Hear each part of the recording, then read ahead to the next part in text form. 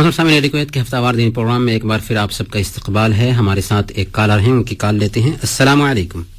Hello. السلام علیکم. وعلیکم السلام ورحمۃ اللہ. جی کون اور کہاں سے بات کر رہے ہیں؟ جی صاحب، میں محی الدین فروانے سے بات کر رہا ہوں. جی محی الدین صاحب، کیا پوچھنا چاہیں گے؟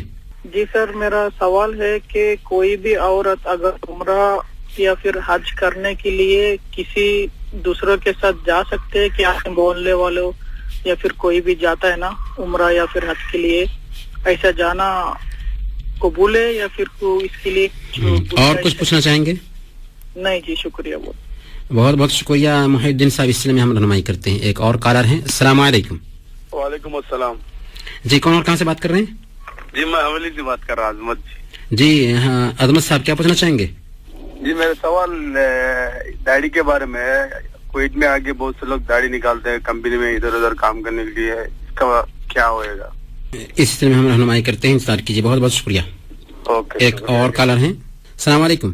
السلام علیکم. شاید رابطہ منقطع ہو گیا ہے.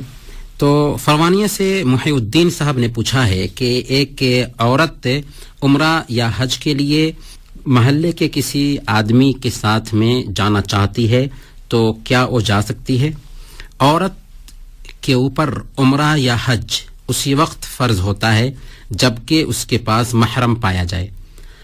اگر محرم نہیں پایا جاتا ہے تو اگرچہ اس کے پاس میں نفقہ کی صلاحیت ہے، ہر طرح کی صلاحیت ہے، لیکن محرم نہ ہونے کی وجہ سے اس سے حج اور عمرے کا مطالبہ ہی نہیں ہے.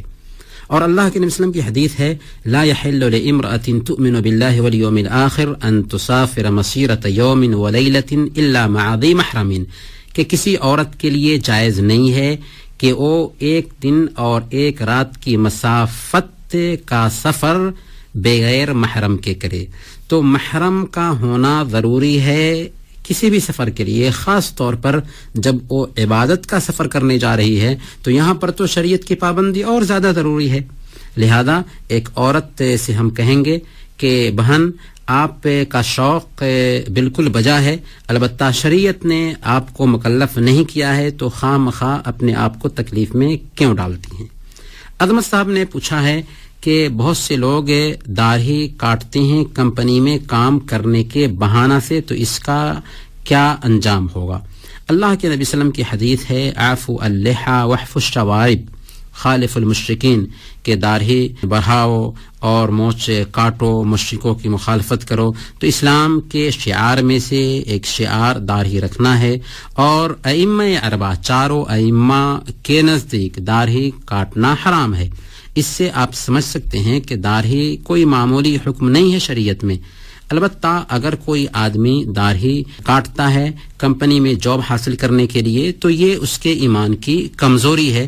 اسے یاد رکھنا چاہیے وَمَن يَتَّقِ اللَّهَ يَجْعَلْ لَهُ مَخْرَجًا وَيَرْزُقْهُ مِنْ حَيْثُ لَا يَحْتَسِبُ، جو کوئی اللہ سے ڈرتا ہے اللہ رب العالمین اس کے لیے نکلنے کا راستہ ہموار کر دیتا ہے اور ایسے راستے سے اس کو کھلاتا ہے جس کا اسے گمان بھی نہیں ہوتا. لہذا ہم ایسے ان تمام بھائیوں سے کہیں گے جن کو داڑھی رکھنے کی وجہ سے جاب کا پرابلم ہے، وہ اللہ پر اعتماد کرتے ہوئے داڑھی رکھیں. انشاءاللہ اللہ رب العالمین کوئی نہ کوئی شکل ضرور نکال دے گا. عبد الکریم صاحب نے پوچھا ہے کہ 22 رجب کو رجب کے کنڈے کیے جاتے ہیں اور کھانے تیار ہوتے ہیں امام جعفر الصادق کے نام سے. عبد الکریم صاحب، اگر ہم اس کام کی تحقیق کرتے ہیں تو 19ویں صدی تک رجب کے کونڈے کا وجود ہی نہیں تھا. 20ویں صدی کی شروعات میں اور وہ بھی ہندوستان میں یہ کام شروع ہوا اور امام جعفر الصادق کے نام سے یہ کام شروع ہوا. حالانکہ امام جعفر الصادق کی نہ اس دن میں یعنی 22 رجب کو نہ پیدائش ہے اور نہ ہی ان کی وفات ہے. اگر ان کی پیدائش ہوتی تو نسبت ہو سکتی تھی، وفات ہوتی تو نسبت ہو سکتی تھی، لیکن کوئی نسبت نہیں پائی جاتی. اور پھر اس واقعے میں کہا جاتا ہے میرا نام لے کر کے ایسا کرو، میں ضمانت لیتا ہوں کہ تمہیں یہ حاصل ہوگا. قصہ لمبا ہے، اس کی طرف ہم جانا نہیں چاہتے. اللہ رب العالمین ہی نفع کا مالک ہے، نقصان کا مالک ہے. اللہ کے علاوہ اور کوئی ذات نہیں جو نفع اور نقصان پہنچا سکے، بلکہ اللہ رب العالمین نے اپنے نبی سے کہلوایا قل لا املک لنفسی نفعا ولا ضرا الا ما شاء اللہ ولو كنت اعلم الغیب لاستكثرت من الخیر وما مسنی السوء، کہ اے ہمارے حبیب آپ فرما دیجئے میں اپنے لیے نفع اور نقصان کا مالک نہیں، اللہ جو چاہتا ہے وہی ہوتا ہے. اگر میں غیب جانتا ہوتا تو بہت ساری بھلائیاں سمیٹ لیتا، وما مسنی السوء، اور مجھے کوئی تکلیف نہیں پہنچ سکتی تھی. لیکن ہم اپنے حبیب کو دیکھتے ہیں کہ مختلف طرح کی تکالیف اور شدائد کا انہوں نے سامنا کیا.